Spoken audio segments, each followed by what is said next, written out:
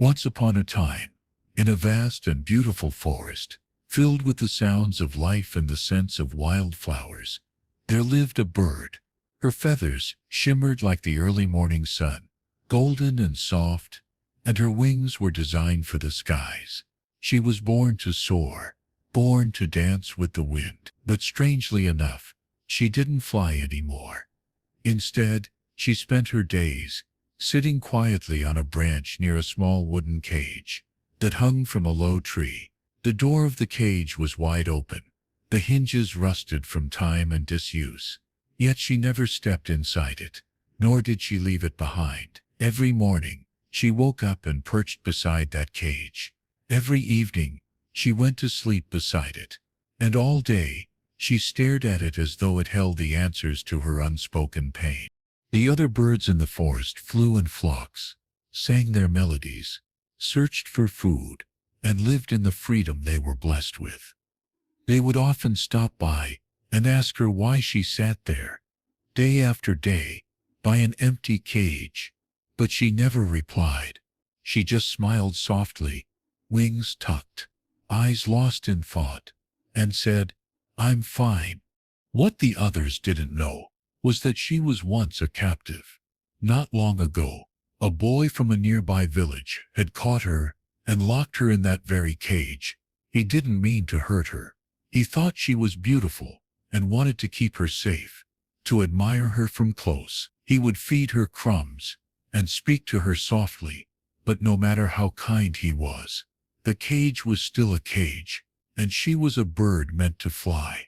Day after day, she beat her wings against the bars, cried in the night, and longed for the open skies. One evening, a fierce storm blew over the forest.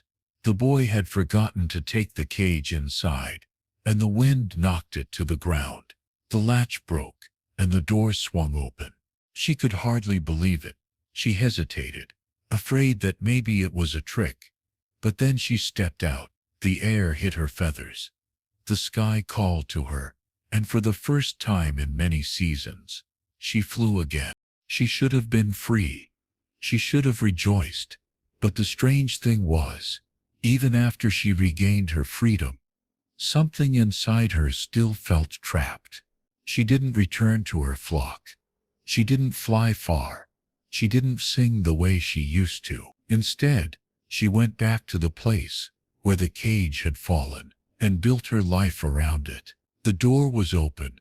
The sky above was endless. But she sat by it every day, unable to fly too high, too far, or too free. One day, an old owl saw her and asked, "Why do you sit here, dear bird? The cage is broken, and you are free." She looked up with tired eyes and whispered, "Because I still feel caged." The owl nodded slowly. "Oh, you've left the cage, but the cage hasn't left you." She blinked. "What do you mean?" he said. "Sometimes we carry our pain long after it's over. Sometimes the prison we remember is more powerful than the one we were actually in. You were locked up once, and that was real suffering. But now, you relive it every day. That's suffering by choice."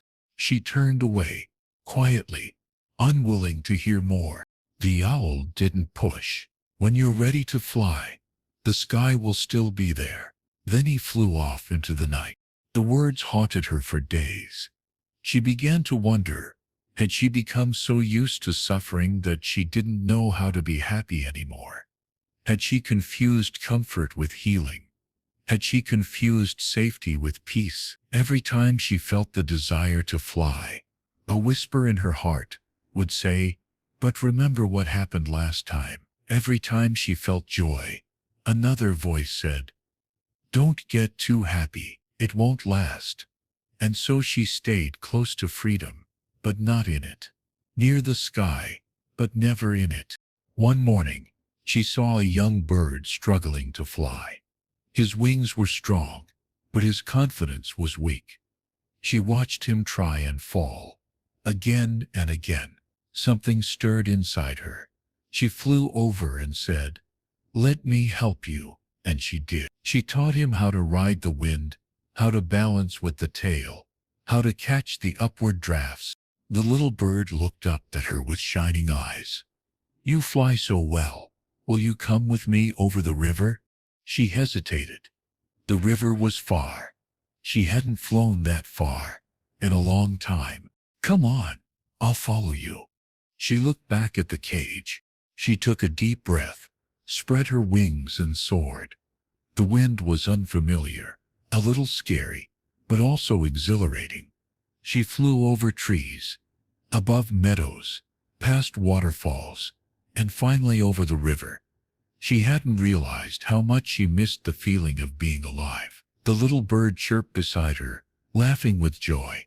When they landed, she felt something shift inside her. It wasn't just that she had flown. It was that she had stopped holding herself back. The fear, the memory, the cage in her mind, it was still there, but it was no longer her master. From that day on, she didn't sit beside the cage anymore. She left it behind, not because the pain never happened, but because she no longer wanted to be defined by it.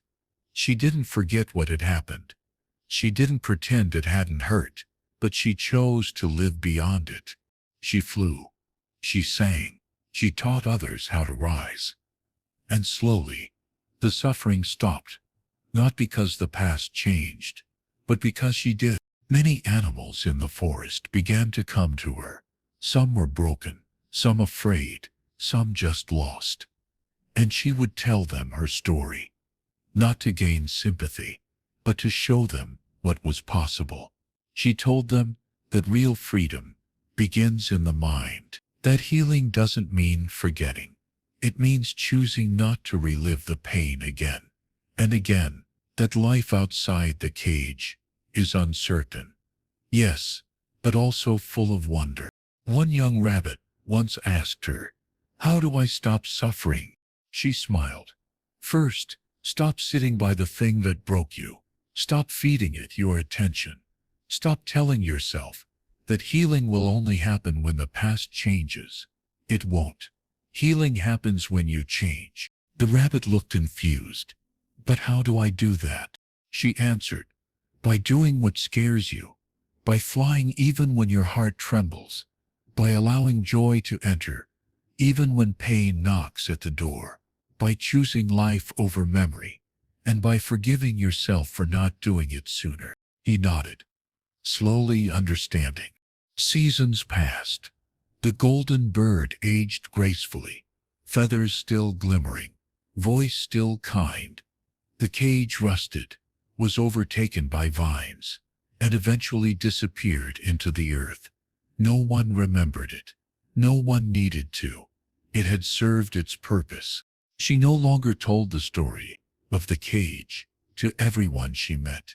She told stories of rivers, of sunrises seen from above the clouds, of freedom found not just in wings, but in the courage to use them.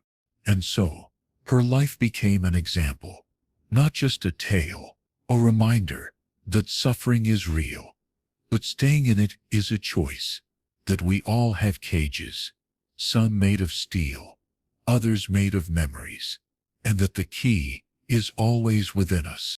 She was asked once by a curious child of the forest, "What if someone is still in the cage?" She looked toward the horizon and said gently, "Then let them know they're not alone. But don't climb in with them. Instead, show them the sky. Show them what's waiting."